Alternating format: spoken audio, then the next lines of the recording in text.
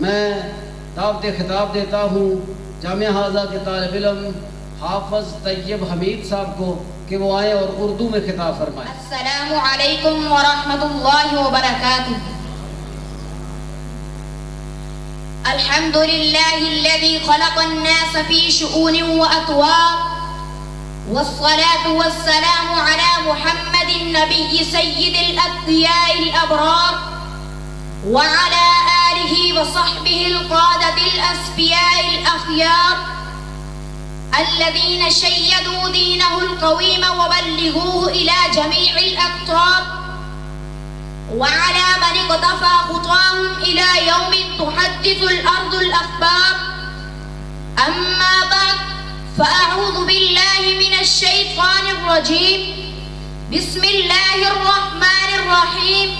لقد كان لكم في رسول الله أسوة حسنة.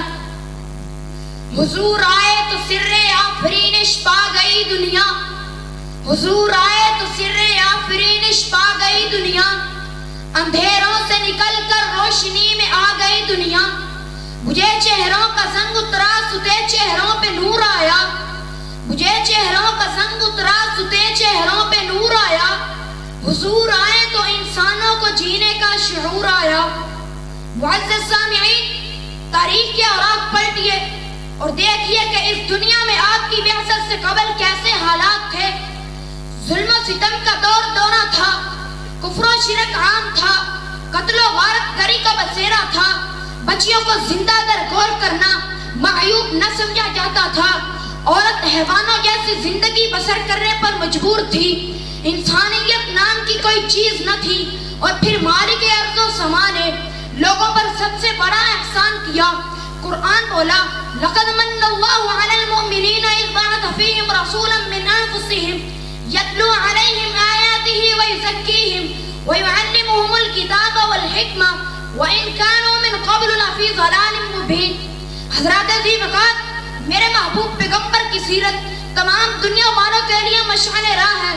میں کہنا چاہوں گا اے دنیا کے لوگوں، اگر تم باپ ہو تو سیدہ فاطمہ و سیدہ زینب رضی اللہ تعالی عنہما کے بابا کی سیرت کو اپنا لو. اگر تم شوہر ہو تو سیدہ خدیجہ اور سیدہ عائشہ رضی اللہ تعالی عنہما کے سرتاج کی زندگی کو اختیار کر لو. اگر تم حاکم ہو تو مدینہ کے حاکم اعلیٰ کی زندگی سے سبق حاصل کر لو. اگر تم مزدور ہو تو مکہ کے پہاڑوں پر بکریاں چرانے والے امام الانبیاء کے اسوہ کو اپنی زندگیوں کا حصہ بنا لو. سامعین گرامی قدر، مجھے کہنے دیجئے، ریاضت ہو یا تجارت، زراعت ہو یا معیشت، امارت ہو یا خلافت، سیادت ہو یا سیاست، امامت ہو یا فقاہت، امانت ہو یا دیانت، عبادت ہو یا سخاوت، میرے محبوب کی ہر ادا ہی نرالی ہے. شاعر نے کہا تھا کس کس ادا پہ جان دوں تو ہی بتائے چشم فلک. کس کس ادا پہ جان دوں تو ہی بتائے چشم فلک. جس ادا کو بھی دیکھتا ہوں میرے محبوب اس میں ہی تو بے مثال ہے. صدر محترم، میرے محبوب پیغمبر میں ہر نبی کی صفات موجود تھیں. حضرت نوح کا جوش تبلیغ، حضرت ابراہیم کا ولولہ توحید، حضرت اسماعیل کی قربانی و ایثار، حضرت داؤد کی آواز، حضرت موسیٰ کا جاہ و جلال، حضرت یوسف کا حسن و جمال، حضرت صالح کی فصاحت و بلاغت، حضرت لوط کی حکمت و دانائی. بلکہ میرا تو یہ دعویٰ ہے کہ حضرت آدم علیہ السلام سے لے کر حضرت عیسیٰ علیہ السلام تک تمام انبیاء کو جو خوبیاں اور کمالات دیے گئے تھے، وہ ساری خوبیاں اور کمالات رب کائنات نے میرے محبوب پیغمبر میں جمع کر دیے تھے. ایک فارسی شاعر نے کہا تھا حسن یوسف دمِ عیسیٰ یدِ بیضداری. حسن یوسف دمِ عیسیٰ یدِ بیضداری. آنچہ خوباں ہما دارند تو تنہا داری. صدر عظیم وقات، اگر میں آپ کے حسن جمال کی بات کروں تو مجھے حضرت حسان بن ثابت کے یہ الفاظ آپ کی بے مثل زندگی کی گواہی دیتے ہوئے نظر آتے ہیں. واجمل من واحسن من کلم ترقت عینی واجمل من کلم تلد النساء خلقت مبرعا من کل عیب کانک قد خلقت کما تشاء. اگر میں آپ کی صفات عالیہ کی بات کروں تو مجھے حضرت خدیجہ کے الفاظ آپ کی بے مثل زندگی کی گواہی دیتے ہوئے نظر آتے ہیں. انک لتصل الرحم وتحمل الكلب وتقري السيف وتكسب المعدوم وتعين على نوائب الحق. کلا واللہ ما یخزیک اللہ ابدا. اگر میں آپ کے اخلاق کی بات کروں تو مجھے فتح مکہ یاد آتا ہے. آپ کے سامنے مجرم کتار در کتار سزا کے امیدوار ہیں، مگر آپ کی زبان سے نکلنے والے الفاظ نے کعبہ کے در و دیوار کو بھی ورطہ حیرت میں ڈال دیا تھا. آپ جانتے تھے ان میں میرے چچا کا کلیجہ چبانے والے بھی ہیں، میری بیٹی کو نیزے سے کاٹنے والے بھی ہیں، خود میرے قتل کے منصوبے بنانے والے بھی ہیں، میرے جان نثاروں کو چن چن کر قتل کرنے والے بھی ہیں، میرے ساتھیوں کو اذیتیں دینے والے بھی ہیں. لیکن آپ نے فرمایا لا تثریب علیکم اليوم. حضرات اٹھائیے تاریخ عالم، دنیا کی تاریخ میں کوئی ایک ایسی مثال پیش کیجئے، پھر میں کیوں نہ کہوں ارباب نظر کوئی ایسا نہ ملے گا، ارباب نظر کوئی ایسا نہ ملے گا، بندے تو مل جائیں گے راہ پر نہ ملے گا. تاریخ اگر ڈھونڈے گی ثانی محمد، تاریخ اگر ڈھونڈے گی ثانی محمد، ثانی تو بڑی بات ہے سایہ نہ ملے گا. قندیل علم کے پروانوں، میں ان کی سیرت کو کیسے بیان کروں جن کے بارے میں رب کا قرآن اعلان کرتا ہے والضحیٰ واللیل اذا سجا ما ودعک ربک وما قلا وللآخرۃ خیر لک من الاولی ولسوف یعطیک ربک فترضی. دوسرا مقام الم نشرح لک صدرک ووضعنا عنک وزرک الذی انقض ظہرک ورفعنا لک ذکرک. تیسرا مقام لا اقسم بهذا البلد وانت حل بهذا البلد.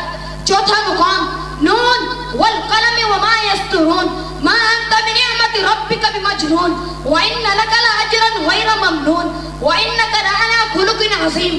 پانچواں مقام قد نرى تقلب وجهك في السماء. معزز سامعین، میں کہنا چاہتا ہوں شاعر کی زبان میں، سانسوں میں مہکتی ہیں مناجات کی کلیاں، سانسوں میں مہکتی ہیں مناجات کی کلیاں، کلیوں کے کٹوروں پہ تیرا نام لکھا ہے، کلیوں کے کٹوروں پہ تیرا نام لکھا ہے. اترے گا کہاں تک کوئی آیات کی تہ میں، اترے گا کہاں تک کوئی آیات کی تہ میں، قرآن تیری خاطر ابھی تک مصروف ثنا ہے. جامعہ اسلامیہ سلفیہ ڈل منگلہ کی سالانہ حدیث کانفرنس میں شریک ہونے والے معزز مہمانان گرامی، میرے آقا کی سیرت کا ہر باب اتنا وسیع ہے کہ آج تک کوئی مصنف، کوئی مورخ، کوئی مبلغ، کوئی مدبر، کوئی مفکر اور کوئی مقرر کسی ماں نے ایسا نہیں جنا جو میرے آقا کی سیرت کا کما حق احاطہ کر سکے، بلکہ آخر میں سب یہ کہنے پر مجبور ہو گئے تھکی ہے فکر رساں پر نعت باقی ہے، قلم ہے آبلہ با پر نعت باقی ہے، ورق تمام ہوا پر نعت باقی ہے، تمام عمر لکھا پر نعت باقی ہے، وقت ختم ہوا پر نعت باقی ہے.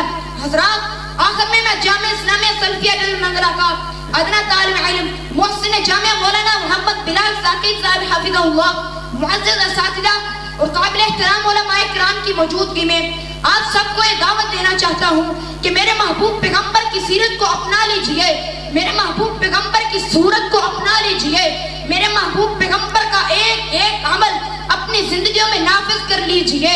یہی اہل حدیث کانفرنس اور جامعہ اسلامیہ سلفیہ ڈل منگلہ کا پیغام ہے. اور آخر میں آپ سب سے ایک وعدہ لینا چاہتا ہوں کہ آپ اپنے اور اپنے عزیزوں و اقارب کے بیٹوں اور بیٹیوں کو جامعہ اسلامیہ سلفیہ ڈل منگلہ میں داخل کروائیے، کیونکہ یہاں پر نہ صرف آپ کی سیرت کو پڑھایا جاتا ہے، سکھایا جاتا ہے، بلکہ آپ کی سیرت کو اپنایا بھی جاتا ہے. کیا آپ وعدہ کرتے ہیں؟ کہیے انشاءاللہ العزیز، اپنے دونوں ہاتھ بلند کر کے کہیے انشاءاللہ العزیز. جزاکم اللہ خیرا. السلام علیکم ورحمۃ اللہ وبرکاتہ.